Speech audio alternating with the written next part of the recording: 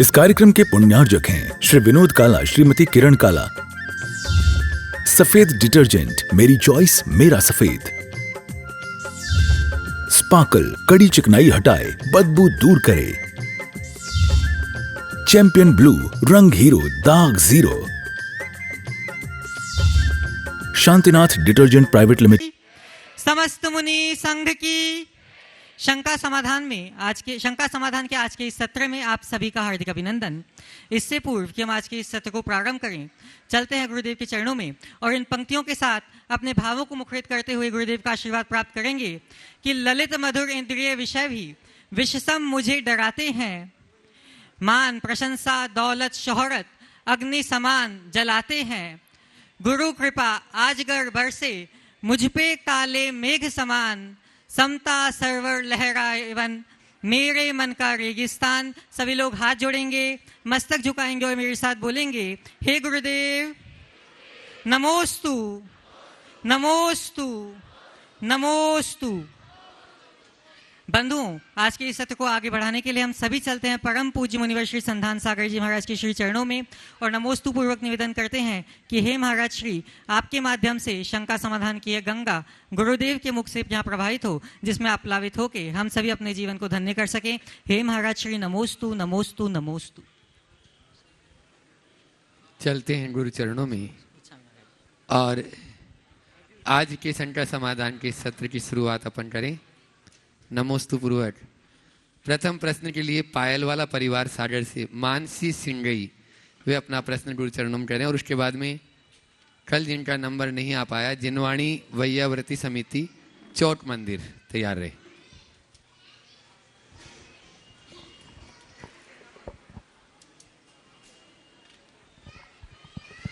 बोले मानसी सिंगई, हाथ ऊंचा कर दें ताकि माइक वहां तक पहुंच जाए। हाँ, आपके पास पहुंच गया। और उसके बाद में कहाँ बैठे हुए हैं वैयाव्रती समिति वाले, वे लोग भी अपना। गुरुदेव के श्री चरणों में बारंबार समस्त पायल वाला परिवार सागर की ओर से नमोस्तु नमोस्तु गुरुदेव। गुरुदेव, ऐसा कहा जाता है कि सुबह को ओस गिरती है, दोपहर को धूप गिरती है, शाम को छाव गिरती है। गिरना तो जीवन का कर्म है, फिर गिरने में काहे की शर्म है। वो तो उठ जाता है जो गिर गया था, पर नज़रों से जो गिरा वो कभी नहीं उठ पाता। गुरुदेव, हम ऐसा क्या करें कि जीवन में हमसे जो लोग भी जुड़े हुए हैं हम उनको सदैव संतुष्ट रखें, या उनको बुरा न लगे, कम से कम ऐसा करें और उनकी नज़रों से कभी ना गिरे। हम किसी के नज़रों से कभी न गिरे, उसके लिए केवल एक काम करें, अपना नज़रिया ठीक रखें। यदि हमारे जीने का नज़रिया ठीक हो, जीने का ढंग सही हो, हमारे कार्यों का तौर तरीका सही हो, तो हम कभी किसी के नज़रों से गिर ही नहीं सकते।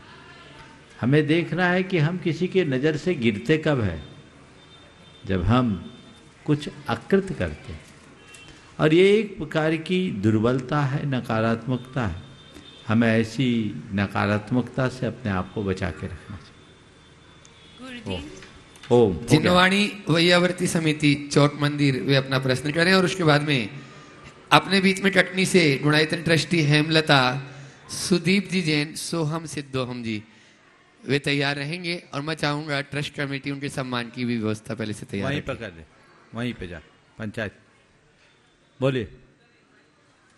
आप बोले, प्रश्न बोले, समय को बचाएं, थोड़ा गैप ज्यादा हो रहा है। हाँ बोलो जल्दी। ओम ओम।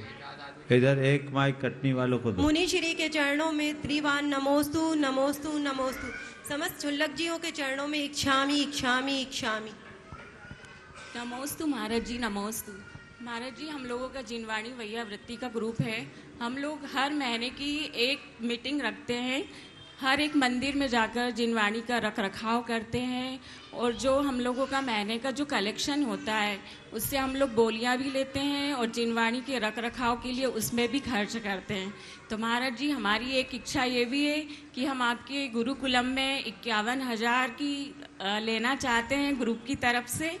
और एक क्वेश्चन, एक सामाजिक क्वेश्चन है कि जैसे महाराज जी कोई परिवार में किसी की डेथ हो जाती है तो जो उनके सोने चांदी होते हैं, गहने होते हैं, वो हर एक आदमी लेना चाहता है, मगर उनके कपड़ों के लिए कोई तैयार नहीं होता है कि ये कपड़े नहीं पहनना चाहिए। तो क्या महाराज जी वो कपड़े मतलब पहनने योग्य होते हैं या नहीं? और जब उठावना होता है तो महाराज जी उसमें भी जो कपड़े मिलते हैं तो वो चीज़ हम लोगों को पहनना चाहिए या फिर दान करना चाहिए? ये पूछ। नमस्ते। सबसे पहले तो मैं चाहूँगा एक बार इन लोगों का जोरदार अभिनंदन करें। ये जिनवानी की सेवा में निरत है, एक अच्छा कार्य कर रहे हैं और उससे संग्रहित द्रव्य का सदुपयोग करने का जो मनोभाव है ये बहुत ही अनुकरणीय है। हमें ऐसे लोगों को सतत प्रोत्साहित करना चाहिए और आप लोगों ने जो आज भाव प्रकट किया है वह भी स्वागत योग्य है। बहुत बहुत आशीर्वाद। जहाँ तक सवाल है मृतक के वस्त्रों के प्रयोग का, दरअसल सोना चांदी में लोगों को डर नहीं लगता, कपड़ों में डर लगता है। तो ये सब डर की प्रतिक्रिया है। धर्मशास्त्रों में इसका कहीं कोई निषेध नहीं। जहाँ जिसका उपयोग करना चाहे, अब लौक की जैसी परंपरा उसके अनुरूप ये कार्य करना चाहिए। जहाँ परंपरा प्रयोग करने की है तो कर लो, और नहीं तो हम एक सलाह देना चाहेंगे। अरे वो मर गया, दुनिया छोड़ के चला गया, कम से कम कपड़े तो गरीबों को दे दो, उसे क्यों पकड़ के रखते हो? सोना चांदी का तुम उपभोग करो, कपड़े गरीबों को दे दो, उसके बिस्तर गरीबों को दे दो, कुछ तो दो, ये भी काम में आएगा। और एक सलाह इसकी आड़ में ये भी देता हूँ कि जो करना है जीते जी कर लो। तुम्हारे बाद तो तुम्हारे कपड़े भी कोई किसी को नहीं देंगे, सब स्वार्थी दुनिया है। इसलिए अपने जीते जी अपने हाथ से कर लो, और बाद में अगर दें तो उसी तरीके से दिया जा सकता है, ऐसा प्रयास करना चाहिए। एक बात। दूसरी बात, उठावना आदि में वस्त्रादिक दिए जाते हैं, ये एक प्रकार की रूढ़ी है। किसी के मरणोपरांत लेन देन की प्रवृत्ति बंद करनी चाहिए, कुछ नहीं देना चाहिए। हमारी समाज में एक बदलाव आया और लोगों ने लेने देने के नाम पर पुस्तकें, धार्मिक पुस्तकें देना शुरू किया था। अभी चलता है कि नहीं चलता है? हाँ चलता। वो चीज़ें तो ठीक है कि अगर दे स्मृति बनाए रखने के लिए तो लोग कुछ अच्छा पढ़े, परिग्रह बढ़ाने से क्या। हालांकि इन सब चीज़ों की भी आवश्यकता नहीं। आप संवेदना प्रकट करने गए हैं, आप उनसे ले रहे हो, ये क्या है? ये सब रूढ़ियाँ हैं, इनसे बचना चाहिए। नमोस्तु महाराज। हाँ, अपने बीच में कटनी से गुणायतन ट्रस्टी हेमलता सुदीप जी सोहम सिद्धोहम जैन यहाँ पर उपस्थित हैं। वे अपना प्रश्न कर रहे हैं और ट्रस्ट कमेटी उनका स्वागत अभिनंदन करिए। आप लोग जोरदार तालियों से स्वागत अभिनंदन कर दें उनका वहीं पर ही। और वे अपना प्रश्न गुरु चरणों में करें। उसके बाद में आपके इसी भोपाल नगर के गौरव छुल्लक श्री हीरज सागर जी का परिवार तैयार रहे, दुलारी बाई जी और उनके साथ में उनका पूरा परिवार। समस्त मुनिराज के चरणों में मोदी परिवार कटनी तरफ से नमोस्तु नमोस्तु नमोस्तु।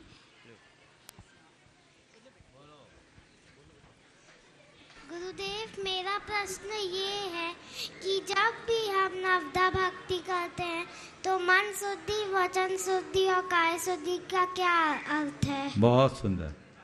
देखो, ये छोटे से बच्चे का बड़ा सवाल। आप लोग आहार देते हो और शुद्धि बोलते हो, मन शुद्धि, वचन शुद्धि, काय शुद्धि और आहार जल शुद्ध है। एक मंत्र की भांति इसे रट लेते। इसे केवल रटो मत, इसके पीछे छुपी हुई भावना को समझने की कोशिश करो। गुरुओं को आप आहार दो तो पूरी तरह विशुद्ध और निर्मल मन से दो, मन की भाव विशुद्धि। क्योंकि आपके द्वारा दिए गए दान का हमारे मन से गहरा संबंध है। आप जो दान दे रहे हो, जो आहार दे रहे हो, उससे हमारी दिन भर की साधना चलेगी। और आप भक्ति भाव से हो भर कर दे रहे हो, तो मन में प्रसन्नता, आनंद, उत्साह और अगाध श्रद्धा का होना मन शुद्धि। वचन शुद्धि, वचनों में शुद्धि रखो, अत्यंत कोमलता पूर्वक, मधुरता के साथ, मीठे मीठे शब्दों में बोलो। चौके में गुस्सा करना, चौके में ऊंचे शब्दों का प्रयोग करना, चौके में झूठ बोलना, ये सब वचन शुद्धि का अभाव है, इससे बचना चाहिए। कई लोग तो वहीं उलझ जाते हैं एक दूसरे को, उचित नहीं। काहे शुद्धि? आपके शरीर की पूरी पवित्रता होनी चाहिए, स्नान ध्यान करके ही आहार देना चाहिए। वस्त्र की शुद्धि होनी चाहिए, शरीर में कोई फोड़ा फुंसी हो नहीं होना चाहिए। आपने सुबह से यदि प्रसाधन सामग्री का, कॉस्मेटिक्स का उपयोग किया है, आपको तब तक आहार नहीं देना चाहिए जब तक आप दोबारा स्नान न करो अथवा अंग का प्रक्षालन न करो। ये सब करके ही आप आहार दें। अगर आपके शरीर में अशुद्धता है तो आपकी काय शुद्धि नहीं, और भोजन जो आपने तैयार किया, आहार जल शुद्ध है, उसे अत्यंत पवित्रता के साथ तैयार करना चाहिए, शुद्धता के साथ बनाना चाहिए और शुद्ध चीज़ देनी चाहिए। एक बात और आप लोगों को बोलता हूँ, आज आप जो भी चोखे लगाए, कम चीज़ बनाएं पर शुद्ध बनाएं, जहरीली वस्तुओं का प्रयोग न करें। आप सब अनजाने में जहर खा रहे हैं और खिला रहे हैं। अगर कह दूं जहर खिला रहे हो तो बुरा लगेगा, लेकिन अनजाने में जहर खाया जा रहा है और खिलाया जा रहा है। क्यों?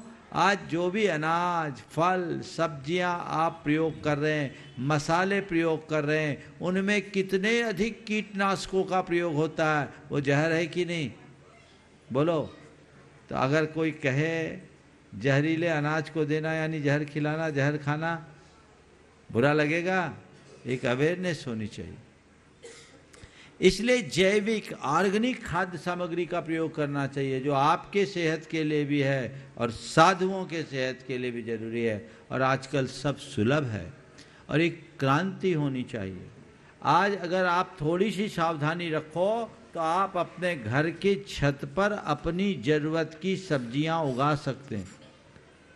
400-500 वर्ग फुट की जगह आपकी छत में हो तो 4 आदमी 6 आदमी के परिवार के लिए ज़रूरत की सारी सब्जियां उग सकती है।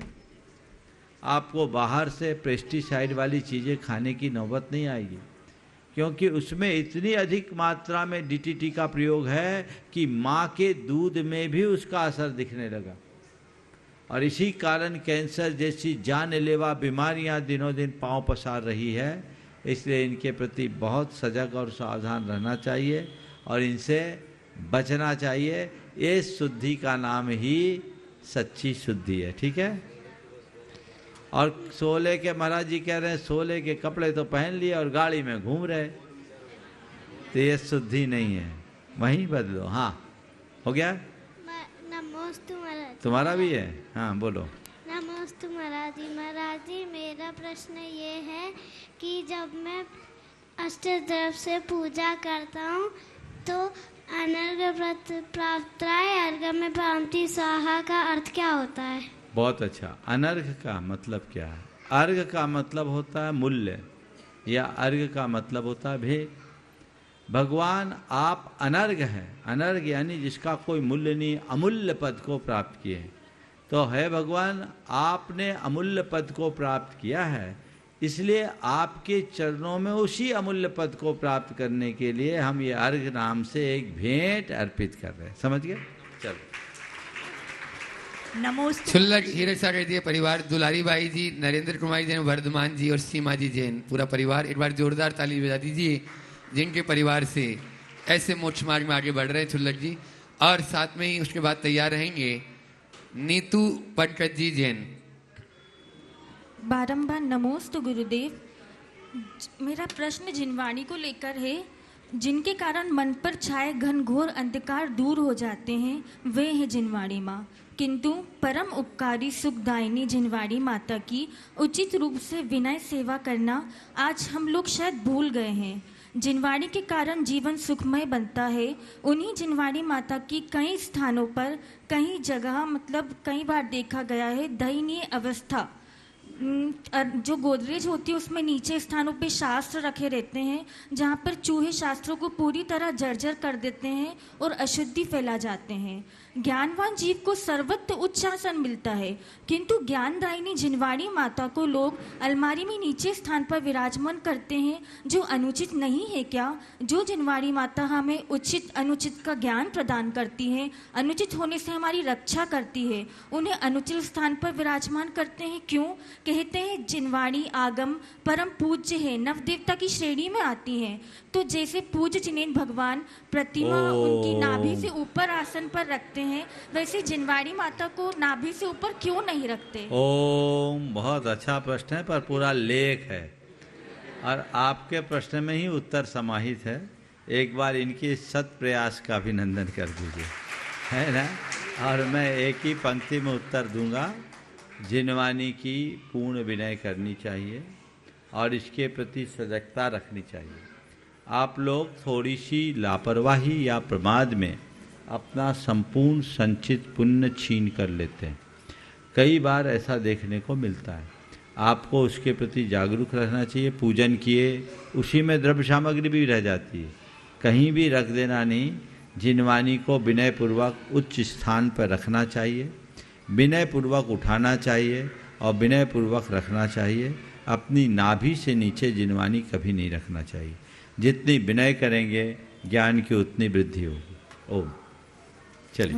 नीतू पंकज जी जैन चौथ मंदिर और उसके बाद में तैयार रहेंगे। मनोज जी जैन आ रहे हैं, मंत्री पंचायत कमेटी अपनी पूरी टीम के साथ में। नमोस्तु गुरुदेव, छुल्लगियों को इच्छा में। महाराज जी, माँ अपनी बेटियों को पालती हैं, पोसती हैं और सब गुण संपन्न करके ससुराल भेजती हैं। माँ अपनी बेटियों को पालती हैं, पोसती हैं और सब गुण संपन्न कर ससुराल भेजती हैं। ससुराल में जाकर उनको कई त्रुटियों निकाली जाती हैं। तो महाराज जी, ये योग संयोग से होता है या फिर पुण्य कर्मों का योग? माँ अपनी बेटी को पाल पोस के संस्कार दे के ससुराल भेजती है और ससुराल में यदि उनकी त्रुटियां निकलती है या आपके शब्दों में निकाली जाती है तो मैं दोनों को ले लेता हूँ।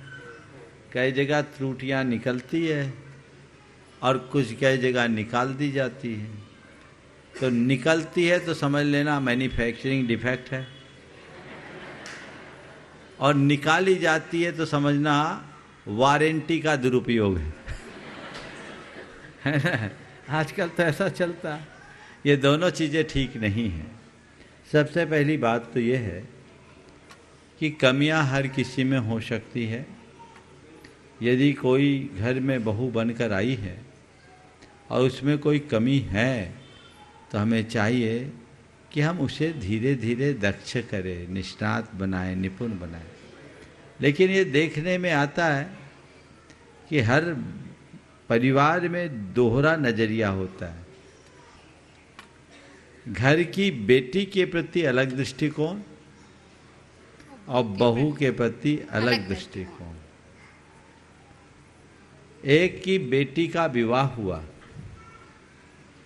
विवाह के बाद उसकी सहेली उससे मिलने आई, पूछा तुम्हारी बेटी कैसी है? बोले ससुराल है, एकदम राज है। बोले क्या? बोले कोई दिक्कत नहीं, 8 बजे के पहले तो नीचे अपने उतरती नहीं और कोई काम करना नहीं पड़ता, सारे नौकर चाकर लगे हैं, हमारे दामाद भी बहुत अच्छे हैं, उसे हाथों पे लिए रहते हैं और आराम से घूमती फिरने की भी पूरी आज़ादी है और सब कुछ ठीक है। मेरी बेटी तो राज कर रही है। ठीक। 6 महीने बाद उसके बेटे का विवाह हुआ, बहू घर में आई, फिर वो सहेली पूछी बहू कैसी है? क्या बताऊं बहन, आजकल का तो जमाना ही खराब हो गया। क्या बताऊं बहन, आजकल का तो जमाना ही खराब हो गया। 8 बजे के पहले तो नीचे ही नहीं उतरती और रोज इनको पार्टी साटी की लगी होती है। घर का काम तो कुछ करना ही नहीं चाहती, इतने सब काम में नौकर खोजती है। बड़ा गंदा जमाना आ गया, अब क्या करें, अब तो सासुओं को ही एडजस्ट होके रहना पड़ता है। अब बताओ, ये नजरिया जहाँ रहेगा वहाँ आखिर प्रेम कैसे पलेगा? नजरिया व्यापक होना चाहिए और बहुओं को भी चाहिए कि उस घर को अपना घर मानना चाहिए। उसे समझना चाहिए कि बेटी और बहू की जिम्मेदारी में बड़ा अंतर होता है। बेटी के सिर पर जिम्मेदारी नहीं होती और बहू वही होती है जो जिम्मेदारियों का वहन करे। इसलिए उसे अपनी जिम्मेदारी और कर्तव्यों का दृढ़ता से पालन करना चाहिए, तभी वह चीज़ों को आगे बढ़ा सकेगी। और जब ये बातें जीवन में घटती है तो जीवन आगे बढ़ता है। आपने प्रसंग छेड़ा, इसलिए मैं एक बात कहूँ। आज के समय में सबसे ज़्यादा घर परिवारों के सत्यानाश की वजह अगर कोई है तो वह है नाइट लाइफ। बोलो, मैं सही बोल रहा हूँ? जी जी महाराज जी। आजकल हर छुट्टियों में शनिवार रविवार को सब अलग दुनिया में जाते हैं। रात के 12, 1, 2 बजे तक पार्टियों में ही मगन रहते हैं।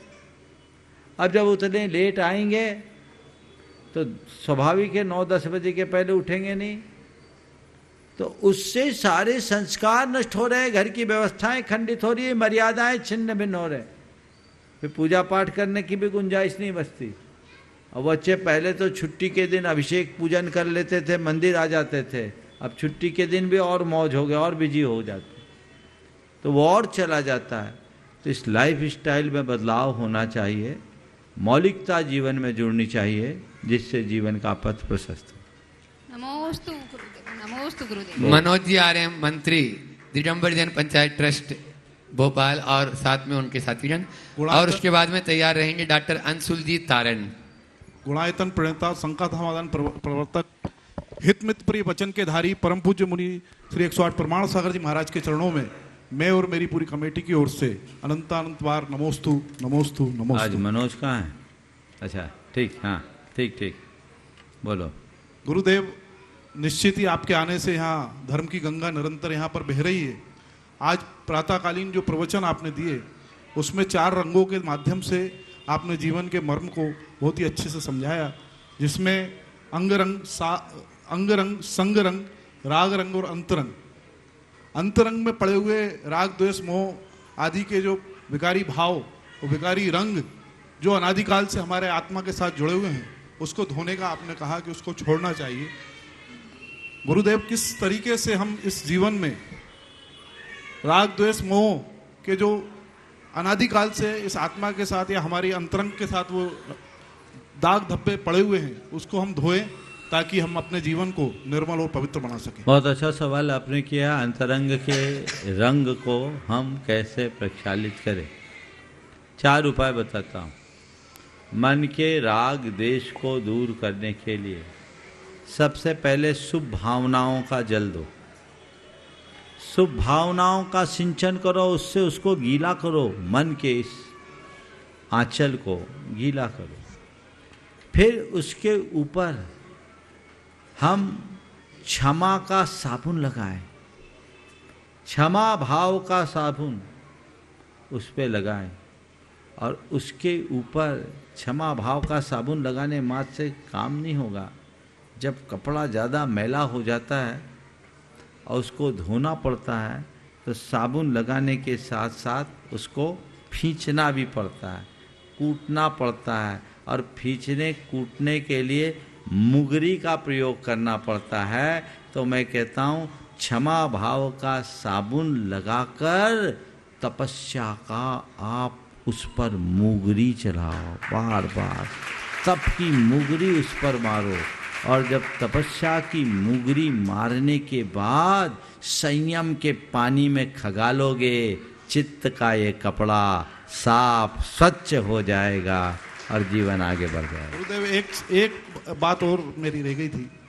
निश्चित ही आपके सानिध्य में हम लोगों ने 24 में जो एक अभूतपूर्व आयोजन अचानक हुआ। 1008 मंत्रों के द्वारा पूरे भोपाल में प्रथम बार हमने शांति धारा का सौभाग्य प्राप्त किया।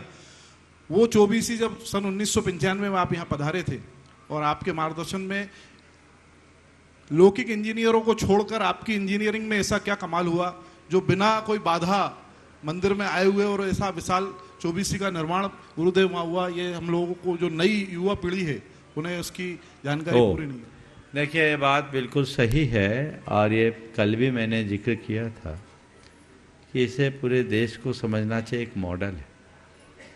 ये जब मंदिर बना तो इस मंदिर के लिए भावनात्मक रूप से मैं एक दिन उद्वेलित हो गया था और उद्वेलन में मैं नहीं बोला था, मेरे अंदर की पीड़ा बोली थी, बल्कि मेरा रोम रोम बोला था। मुझे नहीं मालूम हो उस दिन की कैसेट आप लोगों के पास है या नहीं, लेकिन उस दिन इसी सभा में इसी स्थान पर अनायास, कोई पहले से नियोजित नहीं था, लेकिन रूपरेखा बन गई, मंदिर की पुनरुद्धार की घोषणा हो गई। पर समस्याएं थी, मंदिर में तलघर भी है, ऊपर बनाना है और तलघर ऐसा है जो भी मैं सार्वजनिक रूप से बोल नहीं सकता, लेकिन ये हमारे पुरखों की बहुत दूरदर्शी सोच की अभिव्यक्ति है कि हमारे जिन बिंबों को सुरक्षित रखने के लिए उन्होंने कितना ऊंचा सोचा था। अब ऐसी जगह में कैसे फाउंडेशन बनाए, कैसे काम करे, शहर का चौक है, मंदिर तोड़ेंगे तो बन नहीं सकता और बिना कुछ किए बना नहीं सकते। आपने कहा आपकी इंजीनियरिंग कैसे काम चल रहा है। मेरे पास कोई इंजीनियरिंग नहीं, मुझे इंजीनियरिंग तो आती नहीं, बस मेरे पास एक ही इंजीनियरिंग थी, वो विश्वास की इंजीनियरिंग थी कि ये हो जाएगा, आप लोग घबराओ नहीं। उस समय श्री नंदन जी समाज के अध्यक्ष थे और ये उनका पुण्य था, वो बहुत थोड़े समय के लिए रहे, लेकिन उनके कार्यकाल में इतना बड़ा काम संपन्न हो गया। राजमल जी लीडर साहब उस समय पूर्व अध्यक्ष थे, दोनों की बड़ी अच्छी टीम थी। मैंने उन लोगों से बोला आप करो, संपर्क करो, सब होगा। और उस समय जो भी कमेटी के पदाधिकारी थे, शायद हुकुमचंद जी भी थे उस समय, एक वो थे महामंत्री कौन थे, श्री कमल जी वकील साहब, तो ये लोग थे और बड़े सकारात्मक लोग थे। इन लोगों ने तुरंत इनिशिएटिव लिया और इंजीनियर ने ऐसी टेक्निक बताई, एक दिन पूजा अर्चा नहीं रुकी और लगभग 8 खंभों पर 4 मंजिल खड़ी हो गई, 137 फीट ऊंचाई का शिखर बन गया। ये अपने आप पर मिसाल बना।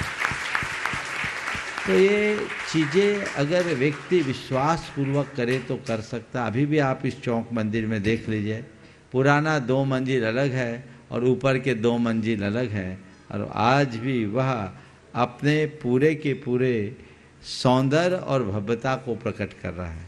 बहुत बहुत ये एक अच्छा उदाहरण बना और इसके लिए आप सबको उन लोगों के लिए साधुवाद देना चाहिए जिनने अपनी कुशलता से इस कार्य को संपादित किया। महेश सिंह भी उसी समय जुड़े हुए थे, पूरी टीम थी, उसके लिए आशीर्वाद। नमस्ते। हाँ हाँ, तुम्हारा द्वार भी खुलने वाला है, भाग्य का द्वार खोलो, आशीर्वाद। डॉक्टर अंशुल जी तारण अपने बीच में है, पीछे माइक दे दो मनोज भाई, हो उधर। और उसके बाद में अनुभव जी सर आप तैयार रहें। नमोस्तु महाराज जी, नमोस्तु महाराज जी।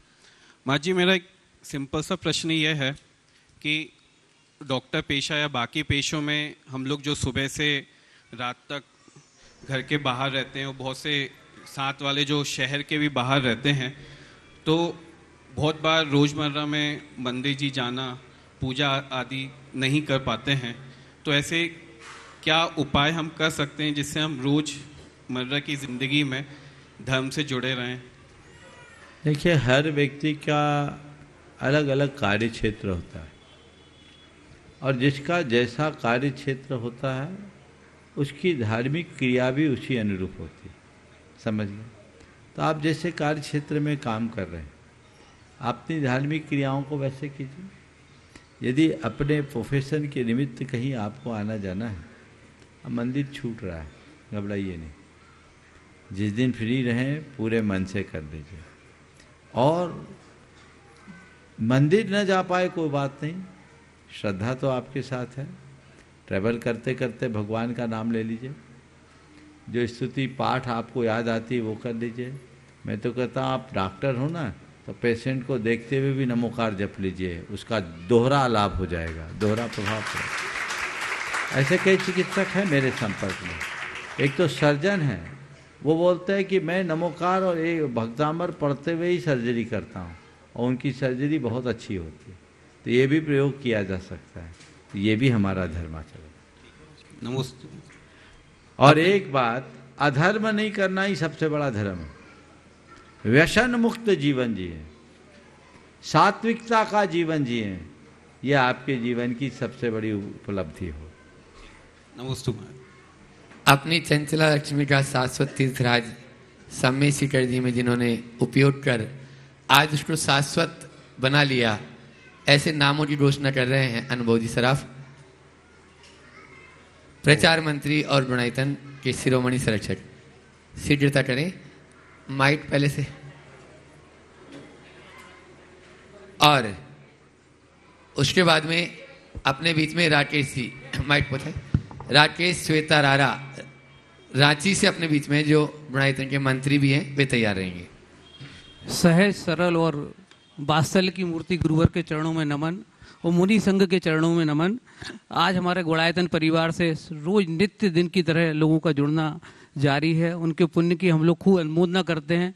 मैं लोगों के नाम लूंगा और आप लोग तालियों का क्रम चालू रखेंगे। संभवतः मैं ये कहता हूं कि आप तालियां इसलिए बजाएं कि आप भी पुण्य की अनुमोदना में उनके सहभागी बने और आप लोग तालियां बजा के गुणायतन परिवार से जुड़े। आज हमारे साथ सूत्रधार के रूप में, मैं तालियां बजाने के लिए कह रहा हूं, मैं सूत्रधार के रूप में श्री राकेश, गौरव, सौरभ जैन, दिवाकर, अरहम, सर्वज्ञ, आर्विक जैन, भोपाल, अगर वो यहाँ पर हो तो आ जाएं। सम्मान के लिए उनके लिए मैं चाहूँगा कि हमारे साथ नीलेश जैन जी हमारे शिरोमणि और राजेश जी जैन पारस उनके सम्मान के लिए आएंगे। सम्मान करता और सम्मान लेने वाले शीघ्रता करें क्योंकि हमको क्रम को आगे ले जाना। राकेश दिवाकर जी आ रहे हैं, उनके सम्मान के लिए हमारे राजेश जैन पारस नारायण नगर और नीलेश जी हमारे शिरोमणि परिवार से आए और उनका सम्मान करें। आप लोग तालियां बजाते रहिए जब तक सम्मान का क्रम चल रहा है।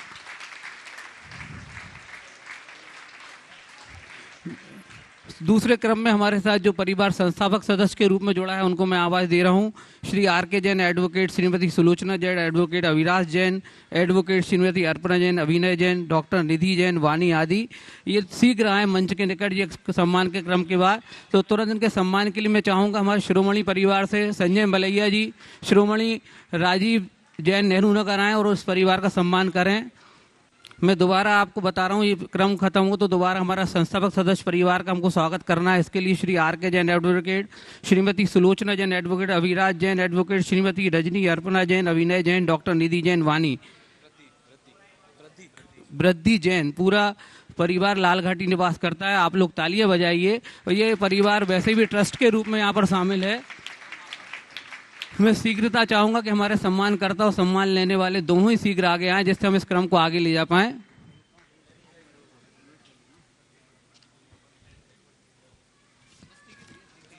इसी क्रम में मैं चाहूंगा जिनवाणी भैया वृत्ति समिति चौक की महिलाएं, इन्होंने एक विशेष रूप से आज हमारे साथ विद्या प्रमाण गुरुकुलम के लिए ओम पहले एक काम कर लो, इनका करो अधिराज। ओम बहुत सुंदर, बहुत सुंदर, बहुत संस्थापक सदस्य के रूप में जो परिवार आज जुड़ा है वो आ जाए मंच के नजदीक। उनके सम्मान के लिए राजीव जैन हमारे राज और हमारे संजय मलैया जी जो शिरोमणि परिवार से हैं, गुणायतन शिरोमणि हैं, ये लोग स्वागत कर रहे हैं। आप लोग तालियां बजाते रहिए, स्वागत का क्रम चालू है।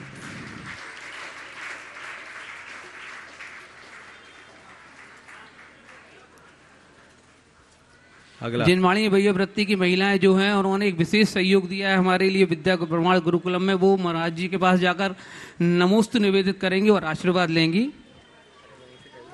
वहीं करो ना, बहुत ग्रुप है वहाँ। कुछ महिलाएं आ जाएं आगे, नहीं रखो अंदर, कुछ महिलाएं आ जाएं, पूरा ग्रुप वहां से भी नमोस्तु कर सकता है गुरुवर को। चल ओम बहुत बढ़िया, ओम अनुभव। इसी क्रम में मैं चाहूंगा एक बार आप पूरा सदन तालियां बजाएगा। हमारे बीच में हमारे राष्ट्रीय मंत्री, पहले खाली होने, हाँ बोलो। आप स्थान खाली कर दें सम्मान के क्रम का, तो मैं दोबारा उन लोगों को बुलाऊंगा। अभी ले लेंगे आप आदि, बहुत टाइम चला जाता है। जिनवाणी वैया वृत्ति समिति चौक के द्वारा जो विद्या प्रमाण गुरुकुलम को एक सहयोग राशि दी गई, उन्होंने तुरंत दे दी। इस सहयोग राशि के लिए उन्होंने बिल्कुल विलंब नहीं किया। आप लोग तालियां बजा के उनका सम्मान करें। ओ बोलो। आप लोग तालियां बजाएं सदन में। श्री राकेश स्वाति रारा मंत्री, हमारे राष्ट्रीय मंत्री गुड़ायतन के पूरा परिवार यहाँ आया हुआ है। ये मंच के नजदीक आए। राकेश स्वाति, हाँ राकेश स्वाति रांची पूरे परिवार के साथ आए हुए यहाँ पर। आज हम उनके सम्मान के लिए चाहेंगे पंचायत कमेटी के पूरे लोग जो कमेटी यहाँ विराजमान है वो आए, और साथ में हमारे साथ मनीष जी यहाँ पर दिख रहे हैं वो भी आए और उनका सम्मान करें। आइए। और सुनील 501 हमारे साथ आ गए हैं। सुनील भैया हमारे परम संरक्षक गुड़ायतन परिवार के, वो स्वागत की बेला को आगे बढ़ाएंगे। राकेश स्वाति जी का स्वागत चल रहा है। ये हमारे मंत्री, राष्ट्रीय मंत्री हैं गुड़ायतन में। आप लोग तालियां बजाइए और जब तक इनका स्वागत का क्रम चल रहा है। आइए।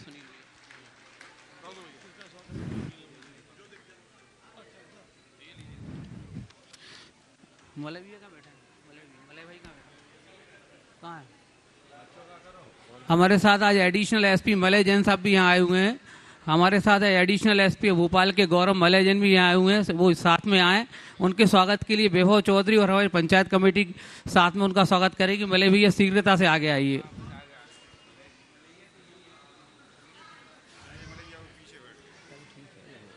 राकेश भैया प्रश्न भी आपका, यहीं से प्रश्न कर ले। अपने बीच में मंत्री गुणायतन जो रांची झारखंड से राकेश स्वाति जी भी अपना प्रश्न कर रहे हैं, और उसके बाद में तैयार रहेगी चोट महिला मंडल श्रीमती इंदू जी कटनेरा के नेतृत्व में। गुरुदेव नमोस्तु नमोस्तु नमोस्तु। गुरुदेव आजकल जैन धर्म स्थलों से बहुत सारी न्यूज़ आती है, बहुत सारी पॉजिटिव रहती है, बहुत सारी नेगेटिव भी रहती है, क्योंकि आजकल सोशल मीडिया का ज़माना है। हमारे पास भी व्हाट्सएप पे आ जाता है, हम भी फॉरवर्ड कर देते हैं बिना जाने। तो गुरुदेव जैन अनुयायी होने के कारण हमारा क्या नज़रिया होना चाहिए और हमारी क्या कर्तव्य होनी चाहिए? बहुत अच्छी बात कही है आपने। दरअसल हमें एक बात समझना चाहिए कि कोई भी समाचार या संदेश को प्रसारित करना एक क्रिया नहीं, एक बड़ी जिम्मेदारी है। हमें किसी भी समाचार, संदेश या संवाद को पूर्वापर विचार किए बिना प्रसारित नहीं करना चाहिए, खासकर सोशल मीडिया में या अन्य माध्यमों से सार्वजनिक रूप में, क्योंकि हमें ये पता होना चाहिए कि हमारे द्वारा जो कुछ भी प्रसारित किया जाता है उसका पूरी समाज पर व्यापक प्रभाव पड़ता है। तो जिन बातों का नकारात्मक परिणाम आ सकता है उन बातों को बिल्कुल भी सोशल मीडिया में नहीं फैलाना चाहिए। मैं देख रहा हूँ पिछले कुछ वर्षों से इन तथाकथित सोशल मीडिया वालों के इन कुकृत्यों से हमारी समाज को, हमारे धर्म को, हमारी परंपरा और संस्कृति को भारी नुकसान झेलना पड़ा है। आपको ये बात सदैव ध्यान रखना चाहिए कि आपके किसी भी एक्शन का काउंटर रिएक्शन होता है और हम लोग उसको झेल रहे हैं, भोग रहे हैं। लोग समझते नहीं हैं। किसी भी संवेदनशील मुद्दा का समाधान सोशल मीडिया में तो हो ही नहीं सकता, पर मुझे ये समझ में नहीं आता कि इन सब बातों को सोशल मीडिया में डाला क्यों जाता है। उससे तो आग फैलती है, सुलह शांत कहाँ होती। मैं आज आप सब लोगों से एक संकल्प दिलाना चाहूँगा। एक संकल्प ले लो कि कोई भी सामाजिक, धार्मिक, सांस्कृतिक मुद्दा हो उसे हम सोशल मीडिया में शेयर नहीं करेंगे। जो मुद्दा जिस प्लेटफॉर्म का वहीं जाकर उसका समाधान ढूंढिए। अब मान लीजिए किसी कमेटी के झगड़े और सोशल मीडिया में डाल रहे हैं, झगड़े सपोज भोपाल के हैं और डाल रहे हैं आप सोशल मीडिया में पूरे राष्ट्रीय स्तर पर। कर क्या रहे हैं आप? लेना एक न देना दो। तो ये आजकल प्रवृत्तियां चल पड़ी। इससे हमारे तीर्थ असुरक्षित हो रहे हैं, इससे हमारे समाज के प्रति लोगों का दृष्टिकोण बिगड़ रहा है, समाज की साख खंडित हो रही है। इसके साथ साथ इस तरह की प्रवृत्तियों से समाज में वैमनस्य बढ़ रहा है, आपस में प्रतिद्वंदिता बढ़ रही है, हमारे समाज में दलबंदियां हो रही है, राग द्वेष हो रहे हैं। इससे सब कुछ स्वाहा हो रहा है, भस्म हो रहा है। सारे लोग, जितने लोग यहाँ और परोक्ष रूप से उपस्थित होकर के सुन रहे हैं, एक प्रण ले ले कि मेरे पास ऐसा कोई भी समाचार संदेश जिसका सोशल मीडिया में कोई स्थान नहीं है, भेजेगा, हम उसको आगे फॉरवर्ड नहीं करेंगे। और यदि ऐसा व्यक्ति दूसरी तीसरी बार पढ़ता है तो उसको अपने ग्रुप से अलग कर देंगे या उस ग्रुप से हम बाहर हो जाएंगे। और आप अगर कोई आपको भेजता है तो एक बार उसको कहिए, भैया ये सब बात मत करो, गंदगी मत फैलाओ। हम लोग सुगंध फैलाने वाले लोग हैं, धुआं उड़ाने वाले नहीं। लेकिन समाज में आज धुआं फैलाने वालों की संख्या बढ़ते जा रही है, सुगंध फैलाने वाले लोग कम। धुआं उड़ाने की प्रवृत्ति से समाज को बचना चाहिए। ये सत्प्रयास सभी को करना चाहिए। अच्छी बातें फैलाइए। हर बात को सोशल मीडिया में ले जाने का परिणाम बहुत भयानक निकला है और निकलते जा रहा है। हमने तो कई मुद्दों पर बहुत गंभीरता से देखा है और आप लोगों को उसके लिए समय समय पर चेताया भी है। लेकिन आज भी कुछ लोग हैं जो इससे बाज नहीं आ रहे। कुछ लोग तो, कुछ तथाकथित चैनल वाले तो अपना व्यूअर बढ़ाने के लिए और मसाला लगा लगा करके बोलते हैं। ये लोग हितावह नहीं है, इससे समाज का भारी नुकसान हो रहा है। ऐसे लोगों को समझाइए और उनको हतोत्साहित कीजिए। आपको अगर इस तरह की खबरें जिससे अनावश्यक उत्तेजना और अशांति होती हो, माहौल बिगाड़ते हैं, उससे बाहर हो जाइए। हमें ऐसी खबरों की कोई ज़रूरत नहीं। अच्छी बातें कीजिए और कहीं कुछ गड़बड़ी हो रही है उसके प्रति जागरूकता होनी चाहिए, पर सोशल मीडिया में जागरूक होकर कुछ नहीं करेंगे। संबंधित लोगों में जागरूकता ला करके आप बहुत कुछ कर सकते हैं। उनसे व्यक्तिगत रूप से संपर्क साध करके काम किया जा सकता है और करने वाले करते हैं। इन लोगों का काम तो केवल आग लगाने का होता है और तापने का होता है। ध्यान रखो, इस तरह से आग लगा करके तापना अच्छी बात नहीं है, क्योंकि इससे सब कुछ स्वाहा हो जाने वाली है। इसलिए इस पर सभी को गंभीरता से ध्यान देना चाहिए। आज मैं चाहूँगा अपने बीच राकेश भाई, हमारी समाज का एक युवा चेहरा, बड़ा प्रभावशाली, प्रतिभावान और होनहार चेहरा है। ये गुणायतन के एक जिम्मेदार पदाधिकारी हैं, आज अपने बीच आए हैं। इनका आप सब एक बार जोरदार करतल ध्वनि से अभिनंदन करें। इनके पिताजी धर्मचंद जी राणा झारखंड के एक स्तंभ थे, पूरे पूर्वांचल के स्तंभ थे। सभी धार्मिक सामाजिक संगठनों में उनका महत्वपूर्ण स्थान था। मुझे बेहद प्रसन्नता है कि राकेश और इनके भाई अमित दोनों उनके पद चिन्हों पर चलकर आगे बढ़ रहे हैं। यह ऐसे ही बढ़ते रहे, मेरा आशीर्वाद। चौथ का महिला मंडल श्रीमती इंदु टटनेरा के नेतृत्व में और उसके बाद में मलयजी जैन OSD DGP वे तैयार रहेंगे। चरणों में कोटि कोटि वंदन। शुल्लक जी के चरणों में इच्छामी। गुरुदेव, मेरा प्रश्न ये है, हमारी दादियों का प्रश्न है, उनका पूछ रही होंगी कि ओढ़ली चुनरिया तेरे नाम की, ओढ़ली चुनरिया तेरे नाम की। पर गुरुदेव, पूज्य मुनि विमल सागर महाराज जी ने भी लिखा है कि सिर ढके वो स्त्री मोर सी और नहीं ढके तो ढोर सी। तो गुरुदेव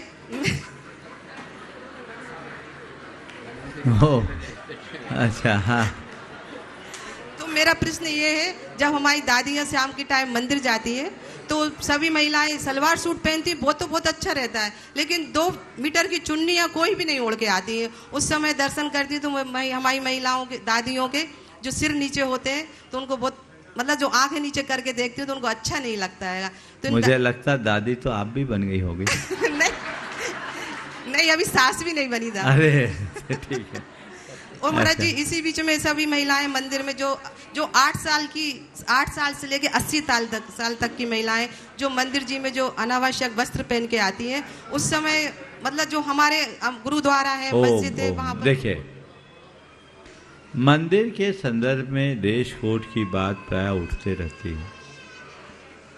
हमें हमेशा एक बात का ध्यान रखना चाहिए कि हमें अपने मंदिर में मर्यादा और सात्विकता का पालन करना चाहिए, वो खंडित नहीं होना चाहिए। जहाँ तक पहनाव का सवाल है, मैं आप सबके लिए एक ही बात कहता हूँ कि कोई स्त्री यदि भारतीय परिधान पहन कर आती तो उसमें माँ, बहन या देवी जैसा रूप दिखता है कि नहीं? कोई स्त्री यदि भारती परिधान पहन कर आती है तो उसमें माँ, बहन या देवी का रूप दिखाई पड़ता है। उसकी जगह यदि वो पश्चिमी परिधान पहन कर आती है तो मात्र एक स्त्री रह जाती है। बोलो मैं सही कर रहा हूँ कि नहीं? बोलो। अब स्त्रियों को तय करना है कि वो क्या रहना चाहती है, माँ, बहन या देवी के रूप में, या एक भोग्या स्त्री के रूप में। उन्हें खुद करना है। अपना अवमूल्यन कर रही है आज की नारी जाति स्वयं, और ये पश्चिमी चाल है। आज पश्चिमी इस षड्यंत्र से हमारी भाषा, हमारी भूषा, हमारा भोजन और हमारा भैंसज यानी औषधि, दवाई सब बदल गई, भावना भी बदल गई। ये वस्त्र का जो परिवर्तन हुआ है ये यकायक नहीं हुआ, ये हमारी संस्कृति के ऊपर एक प्रकार का हमला बनकर उभरा है। देखिए, साड़ी आपका एक पहनावा है, लेकिन साड़ी के पहनावे में सहजीवन है कि जो साड़ी सास पहन ले वो कभी बहू भी पहन सकती है, क्योंकि फिटिंग का कोई चक्कर नहीं, एक ही साड़ी दोनों में। और सास बहू अगर एक दूसरे के कपड़े पहनते तो एक दूसरे के साथ कनेक्शन बनता, एक दूसरे के साथ कनेक्शन बनने से एक दूसरे के प्रति प्रेम होता। इनने उस प्रेम को नष्ट करने के लिए साड़ी की जगह सूट लिया। पहले सूट, अभी जीन्स में दे रही है, पहले सूट को लाए। अब सूट अलग अलग हो गए, चुन्नी भी गायब हो गई। अभी ठहरो, चुन्नी के साथ सूट थी, सूट के साथ चुन्नी, क्योंकि उनको मालूम था एकाएक बदलेंगे तो ये नहीं चलेगा, तो सूट के साथ चुन्नी आई। लोगों ने सोचा चलो ठीक है, शरीर ढकता है, हम एक्सेप्ट करें। और उसमें उनकी एक सोच बदली कि साड़ी कम बिकती है, सूट ज़्यादा बिकेगी, क्योंकि सबको अलग अलग चाहिए। व्यापारियों ने अपने व्यापारिक चाल बनाई और आपके घर में विभाजन की शुरुआत कर दी। सास, बहू, देवरानी, जेठानी, ननद, भौजाई के बीच में गैप किया। फिर उस चुन्नी को धीरे से हटाया, पहले कंधे पे लाए। बोलो, समझो, ये फैशन एकाएक नहीं आया, पहले कंधे पे लाए और धीरे से उसको उतार दिए। हो गया, ये चाल है। फिर उसके बाद जीन्स और टॉप आ गया। नूतन बनाकर दिखाने के प्रयास में और उसकी सोच को बदलने का प्रयास किया गया, क्योंकि पहनावों में जब तक हम परिवर्तन नहीं करेंगे तो भावों में परिवर्तन नहीं आएगा। तो फिर धीरे धीरे कंज्यूमरिज्म की स्थिति बढ़ी। आपकी सोच को उपभोक्तावादी सोच से ग्रसित करने के ख्याल से धीरे धीरे आपको जीन्स और टॉप की तरफ आकर्षित कर लिया गया, और ये परिवर्तन हो गया। और इसका ये असर है कि अब परिवार में प्रेम, परस्परता, बंधुत्व, आत्मीयता, सहजीवन जैसे परंपरागत मूल्यों का अभाव हो गया है। नतीजा सब भोग रहे हैं। इसलिए क्या पहनना है आपकी चॉइस है, पर क्यों पहनना है ये आपको ख्याल में रखना चाहिए। अपनी मूलभूत बातों को आप ध्यान में रखिए, जो सुसंगत लगे वो आप पहनिए।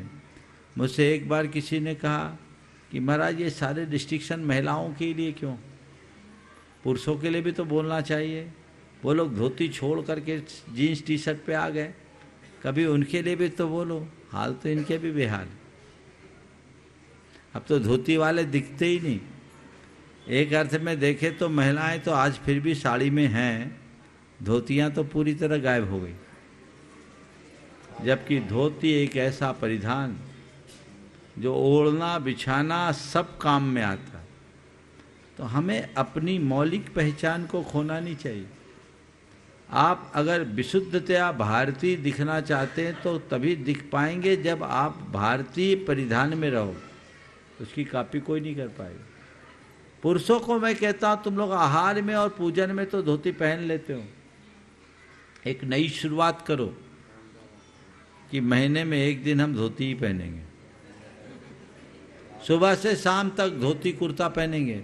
एक राज मेहता है मेरे पास आता युवा, वो पहनता, कहीं ज़्यादा विदेश जाता है तो भी धोती कुर्ता में ही रहता है। महीने में 3 दिन का नियम उसका। तुम लोग एक दिन करो, जा कर के देखो, टोपी और लगा लो, अलग दिखोगे।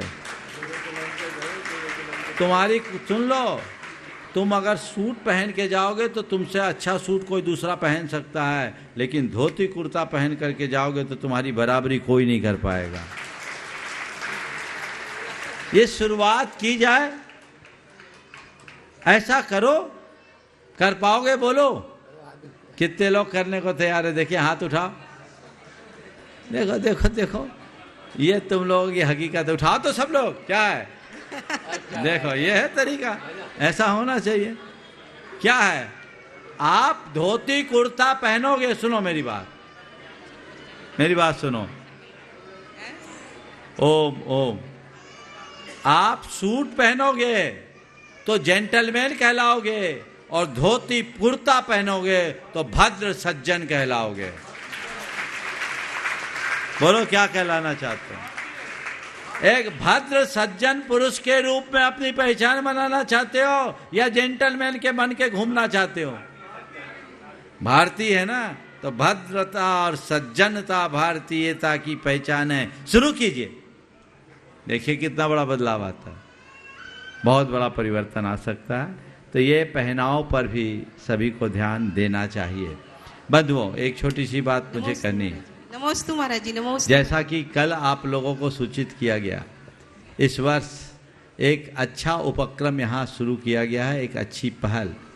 आचार्य विद्यासागर प्रबंध विज्ञान संस्थान के परिसर में गुणायतन के माध्यम से एक नई पहल की गई, अभिनव पहल, जिसमें इस वर्ष 6वीं 7वीं के बच्चों को और उसके साथ 11वीं 12वीं और सीए फाउंडेशन के बच्चों को, प्रत्येक में 30-30 बच्चों को लिया जाएगा और उनको गुणवत्तापूर्ण शिक्षा के साथ संस्कार दिया जाएगा, सात्विकता का वातावरण दिया जाएगा। बहुत वर्षों से लोगों की ये चाह रहती थी कि बेटियों की व्यवस्था तो प्रतिभा स्थली में हो गई, बेटों के लिए हम क्या करें? तो ये कार्यक्रम केवल बेटों के लिए, पूरे देश भर के बच्चे इसमें आएंगे। ये बेटों के लिए अत्यंत गुणवत्तापूर्ण शिक्षा के साथ ये व्यवस्था होगी और उनकी सारी सुख सुविधाओं की भी पूरी की पूरी व्यवस्था, संस्कारों और विभिन्न प्रकार की गतिविधियां उसमें शामिल होगी, एक्टिविटीज होगी। आपको उन बच्चों को सेज विद्यालय में पढ़ाया जाएगा और जो 11वीं 12वीं और सीए फाउंडेशन के इस साल बच्चों को लिया जा रहा है, जो सीए के लाइन में जाना चाहेंगे, उन बच्चों को सेज के साथ एपीटी के माध्यम से उनको ट्रेनिंग दी जाएगी और एक अच्छा रिजल्ट दिया जाएगा। इनमें सब बच्चों को, केवल मेधावी छात्रों को इसमें लिया जाएगा और जो मेधावी छात्र है उनको उनके प्रावीण्य के आधार पर उनका चयन करके उनके लिए स्कॉलरशिप दिया जाएगा और एक प्रकार से उनकी शिक्षा पूरी तरह निःशुल्क होगी और इसमें सभी मेधावी छात्र होंगे। और हमारी भावना है इसमें चयनित बच्चे आगे 6वीं से शुरू होंगे तो आगे बढ़ते बढ़ते उनकी संपूर्ण शिक्षा हो सके। और ये बच्चे ऐसे चुनिंदा बच्चे हैं जो अपनी प्रतिभा का लोहा मनवा सके। आप चाहते हैं कि आपका बच्चा संस्कार युक्त अच्छी शिक्षा प्राप्त कर सके तो आप इस कार्य में आगे आएँ, और जो चाहते हैं कि इस यज्ञ को और बढ़ावा दिया जाए तो वो इसमें सहयोग करें। एक बच्चे पर 1 लाख रुपए का अनुमानित खर्च इन लोगों ने सुनिश्चित किया है साल का। जो इतना खर्च होगा, जो गुणायतन की टीम, जो मुख्य रूप से भोपाल की टीम है, ये इसे पूरा करेगी। आप लोगों का सहयोग उसमें बहुत उत्तम होगा। सभी को बढ़ चढ़ करके इसमें हिस्सा लेना है। मेरे ख्याल से कल से इसका फॉर्म गूगल पर उपलब्ध हो जाएगा। कल आपको उसकी सूचना विधिवत, कल रविवार है, दे दी जाएगी। आप लाभ लें। और कल का सुबह का प्रवचन और शाम का शंका समाधान को फिजा के परिसर में होगा। वहाँ के लोग बहुत दिन से आग्रह कर रहे हैं, तो कल का ये पूरा लाभ को फिजा में है। और उसके आगे का कार्यक्रम आगे बता दिया जाएगा। और इसके बाद लाल घाटी, वो तो सबको पता अंडरस्टूड है। को फिजा के बाद लाल घाटी कब, या को फिजा में बताएंगे, पर लाल घाटी तैयार है, उनको तैयार रहना है। चलिए, आज का समय हो गया, यहीं पर विश्राम। कल प्रातः काल हम लोग यहाँ से 6:45 पर प्रस्थान करेंगे। हाँ, झिरनो मंदिर में शांति धारा करते हुए जाएंगे। अभी आचार्य वंदना होना है। अभी बैठे हैं आचार्य भक्ति के लिए। सभी लोग बैठ जाएं, लाल घाटी वाले भी काफी लोग आए हैं, बैठ जाएं।